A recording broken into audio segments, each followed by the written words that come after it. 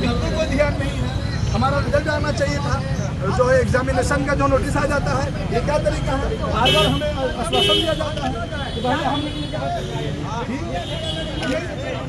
खेलते हैं और कहते हैं कि मेरा रिजल्ट चाहिए, उसके अलावा हम कुछ नहीं कहते हैं।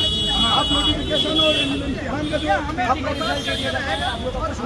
बिल्कुल बिल्कुल ये बताइए नियम का कितना बड़ा उल्लंघन हो रहा है।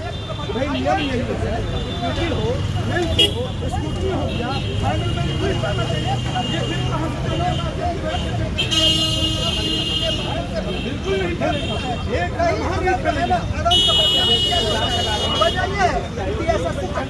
बिल्कुल धांधली हो रही है, ये धांधली की दौड़ क्या है आप समझिए। आप लोग के पास कॉमन सेंस है, ये धांधली की दौड़ क्या है? अभी मेडिकल आना चाहिए और आप जो है सिटी का नोटिस डाल रहे हैं। क्या हम उर्दू वाले हैं, अल्पसंख्यक हैं, मुसलमान हैं, इसीलिए बिल्कुल हम बर्दाश्त नहीं करेंगे।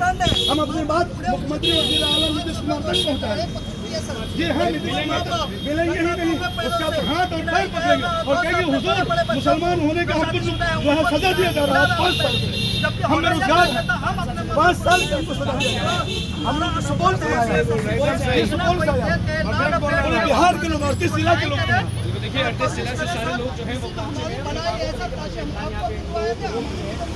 आप भी जानते हैं कि